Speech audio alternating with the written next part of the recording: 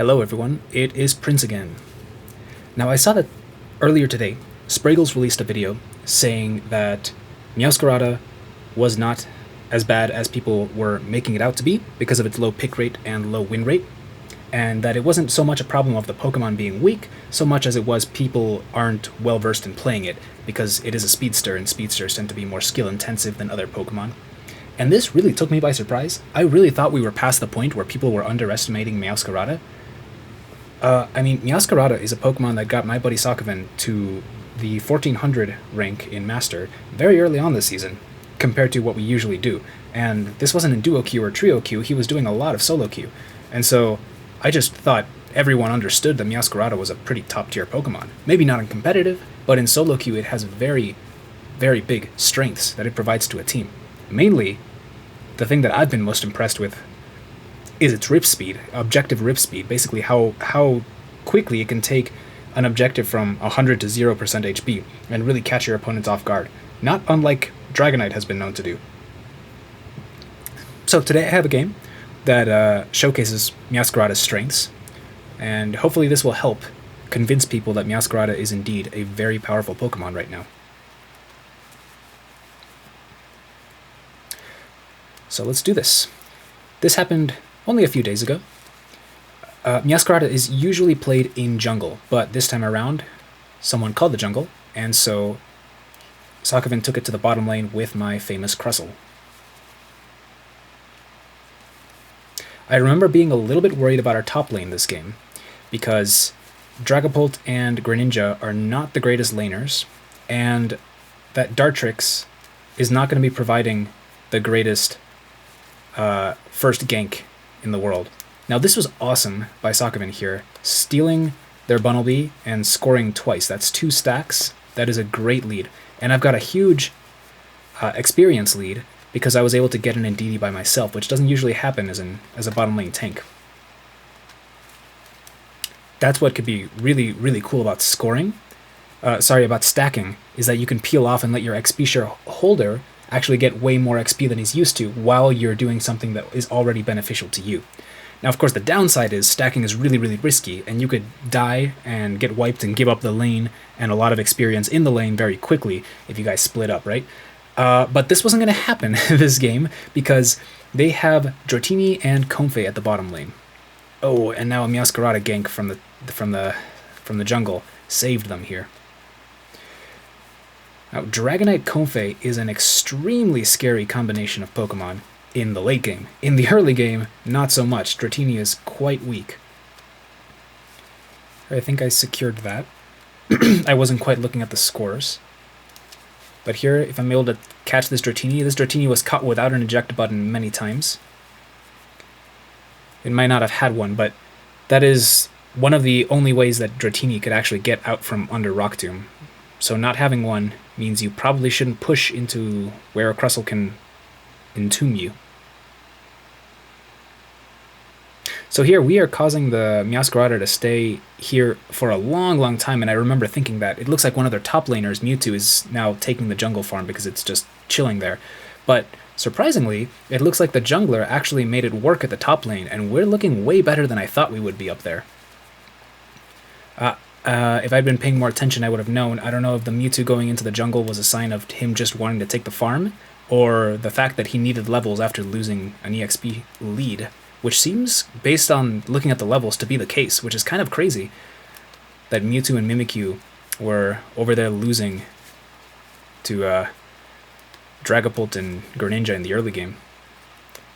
See, look at this. Without the eject button, there's nothing for that Dragonair to do but turn around and try and inflict some damage before it dies. So here it's almost time for the objectives, and we are looking very, very healthy. We've got a Meowscarada, we've got a Decidueye, got a Crustle, obviously. Our levels are super healthy. We hit 9 at the bottom lane before, well, my partner hit 9, of course I'm an Exp.Share user, so I'm not 9, but this is a really good level to be before this bottom objective. Now, here is where we do a little bit of a magic trick. Ready? We're going to make this bottom Reggie disappear. Ta-da! It took about 9 seconds to rip that. And that was one single Pokemon. See, the Dragonair and Comfey, sure, they might have been screwed regardless. If they had no help here, any Pokemon would have secured them, because the main problem isn't that they got there too late. It's that they couldn't go in because they're too weak.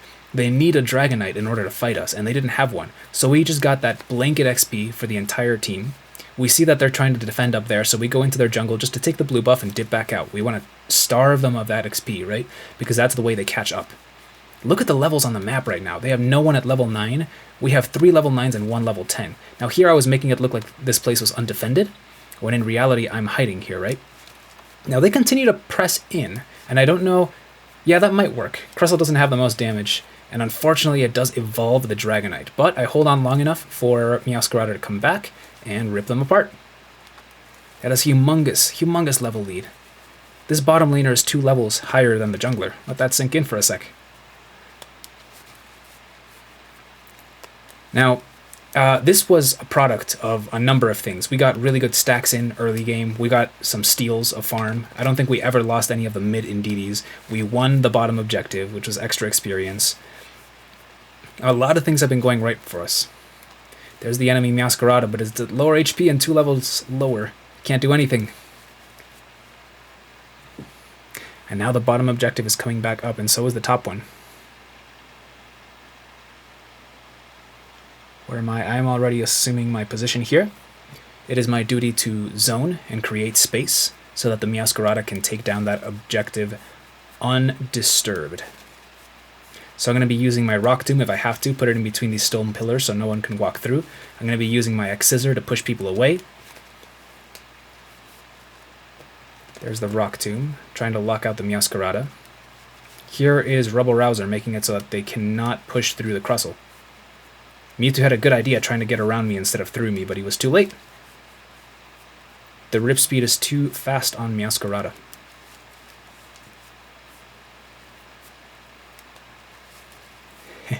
Here he has to retreat from the Unite move.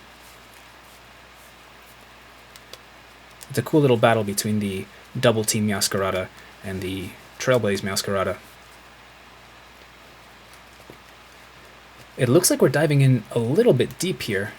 Trying to score my 9, we probably can't get the 50 in. Yeah, no, unfortunate. Can I make it out? The Mewtwo went Mega. Here, I felt bad. I was trying to communicate to the Greninja that wasn't the plan anymore and we needed to retreat. Unfortunate. Feels a little bit like we baited him, but not much I could do. They had their jump pads up. And... Again, during the game I didn't notice this, and during the recording I still didn't notice this, that we pushed a Regieleki all the way to their home goal. That is so funny. Looks like our opponents really know what they're doing, and I do believe this was a gold ribbon Greninja, if I saw that correctly. So I suppose that does make sense. Greninja recently got buffed, but hasn't really been the talk of the town. I mean, he's still pretty fringe, but it was welcome for him to get the stat buffs, I believe, is what he received a patch or 2 ago. So here we get the luxury of choosing whichever objective to go for, and I think we see that top might be more valuable here, being as the opponents don't have top goals left. So, forward we press. My level's looking quite good. When I show up to the Ray fight at level 12, it's always a good time, and I'm almost level 12 nearly a minute before the Ray fight, so that's pretty good. I'm here in this bush waiting for them to show up. We're going to try to just create space. This was a very early Rebel Rouser for me. It was a little risky. My X-Scissor secures 3 things there. The Regieleki and 2 of our opponents. So if there does happen to be a Ray fight, it's going to suck not having Rebel Rouser. But I already eliminated 2 opponents, right? Or I shouldn't say it was a joint effort. So already... we're getting good bang for our buck here. This was a very interesting fight. We were trying desperately to walk in this Regieleki, and in doing so, we accidentally opened up a window for our opponents to wipe us. So only the Decidueye isn't a part of this fight.